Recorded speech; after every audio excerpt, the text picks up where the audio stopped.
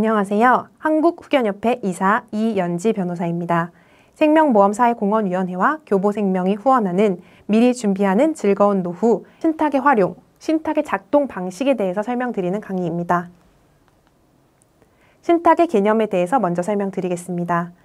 위탁자가 특정한 재산권을 수탁자에게 이전하거나 기타의 처분을 하고 수탁자로 하여금 수익자의 이익 또는 특정한 목적을 위하여 그 재산권을 관리, 처분하게 하는 법률 관계를 신탁이라고 합니다. 이렇게 개념 정의로만 보시면 어려우실 수 있는데요. 아래 도표를 참고해 주시기 바랍니다. 아래 도표를 보시면 위탁자가 수탁자, 후견협회에게 신탁계약 체결을 통해서 재산을 수탁하게 됩니다. 이렇게 재산권을 수탁자에게 이전을 한 후에 이 재산으로부터 발생하는 수익 같은 경우에는 자신에게 위탁자와 수익자가 일치하는 경우인데요. 이럴 경우에는 자신에게 위탁자 겸 수익자에게 지급되도록 이렇게 계약을 설정할 수 있습니다. 이게 기본 신탁 계약의 구조라고 생각하시면 되겠습니다. 위탁자와 수탁자, 수익자 이렇게 3자의 관계가 형성되는 것이 신탁 계약이라고 생각하시면 됩니다. 다음입니다. 신탁이 그러면 어떻게 작동할 수 있는지 그 흐름을 먼저 보시겠습니다. 이 흐름은 뒤에서 그 단계별로 다시 한번 자세히 볼 건데요. 이 쭉 한번 흐름을 보시는 것입니다. 우선 상담과 계획을 세워야 합니다. 이 상담과 계획 단계가 굉장히 중요한 단계입니다. 왜냐하면 자신의 욕구를 반영할 수 있는 단계이기 때문입니다. 일단 그래서 상담이나 계획을 통해서 내 자산이 어떻게 사용되기를 원하는지 일단 계획을 세우게 됩니다. 이 계획에 따라서 신탁 계약을 체결하게 되고요. 이 신탁 계약이 체결되게 되면 신탁 재산이 수탁자에게 이전되게 됩니다. 그렇게 된 다음에 수탁자는 이 이전된 재산을 관리하는 역할을 맡고요. 지원자가 내 수익금을 지급해달라라고 신청을 하게 되면 수탁자가 이것이 적절한 그 수익금 지급 신청인지에 대해서 검토를 하고 수익금을 지급하게 됩니다.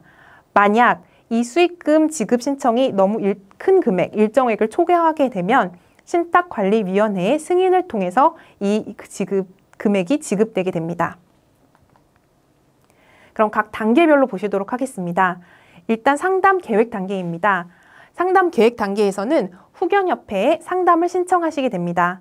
그러면 미래 계획을 수립하시는 절차를 하게 됩니다. 이 미래 계획을 수립하는 단계는 그 자산이 만약에 부동산이 있고 예금이 있고 아니면 자산이 5억 원이 있고 10억 원이 있고 이런 식의 자산 규모를 파악하고요. 그래서 이 자산이 앞으로 내 남은 여생에서 어떻게 활용되기를 원하는지 이런 것에 대한 계획을 구체적으로 세우는 단계입니다. 내가 앞으로 얼마나 그 여생이 남아있고 어떤 비용으로 지출을 할 것인지를 그 매 재원마다 예측을 하는 과정이라고 생각하시면 됩니다. 앞에서 설명드렸듯이 상담 계획 단계가 굉장히 중요한 이유 중에 하나는 이 내용을 바탕으로 신탁 계약을 체결해야 하기 때문입니다. 계약의 내용이 구체적이어야 하지만 본인의 욕구가 반영될 수 있습니다. 그렇게 상담 계획을 통해서는 다음으로 신탁 계약을 체결하게 됩니다. 신탁 계약에서는 미래 계획에 따른 재산관리 방법을 결정합니다.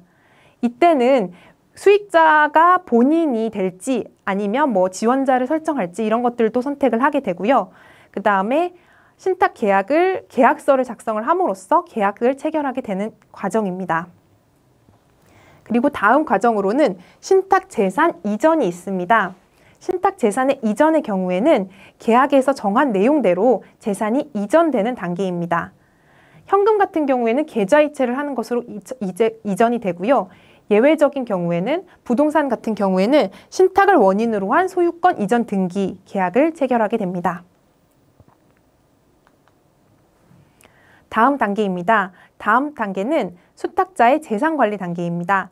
수탁자가 이제 재산을 이전받게 되는데요. 그 재산을 관리하는 단계입니다.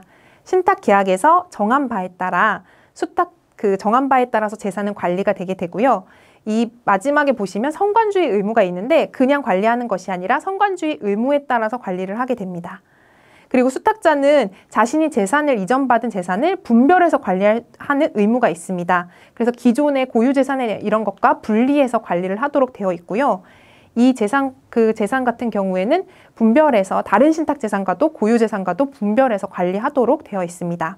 그래서 선관주의 의무에 따라서 이전된 재산을 관리를 하는 단계가 있습니다.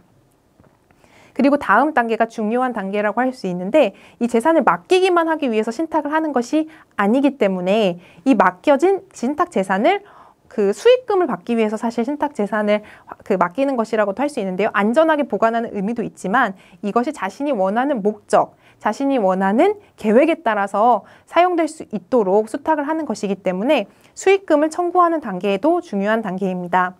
수익금을 청구하는 단계에서는 우선 본인이 판단 능력이 있는지 없는지에 따라서 나뉠 수 있습니다. 본인이 판단 능력이 존재하는 경우에는 직접 본인이 내가 맡긴 재산에서 수익금을 청구한다 라고 청구하시면 되고요. 만약 본인이 판단 능력이 부족한 경우라고 하면 미리 설정해둔 지원자가 수탁자에게 청구를 함으로써 수익금이 그 본인이 설계한 대로 사용될 수 있도록 할 수 있습니다. 이렇게 본인의 지원자가 수익금을 청구하는 과정에 있어서는 수탁자가 감독을 하게 됩니다.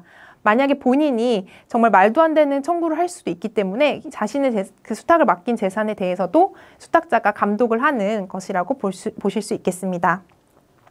네, 다음 단계는 수탁자가 검토 지급을 하는 단계입니다. 일단 지원자를 정해두었지만 지원자가 자신의 권한 범위 내에서 활용하는지, 예를 들어서 특별 목적으로서 굉장히 큰 금액을 지출하는 경우가 있을 수 있는데요. 그것이 정말로 본인을 위한 지출인지 여부를 확인하고 권한을 남용하고 있지 않은지를 수탁자가 검토하게 됩니다. 그렇게 검토를 마쳐서 만약에 적정한 지급이고 신탁 계약에 따른 적정한 지급이라고 하면 수익금을 지급하게 됩니다. 만약 일정액을 초과하게 되면 신탁관리위원회의 승인을 받도록 되어 있습니다. 이렇게 수탁자가 그 수익을 지급하는 데 있어서도 본인이 목적한 바대로 수익금이 지급될 수 있도록 안전장치를 여러 번 둔 것을 볼 수 있습니다.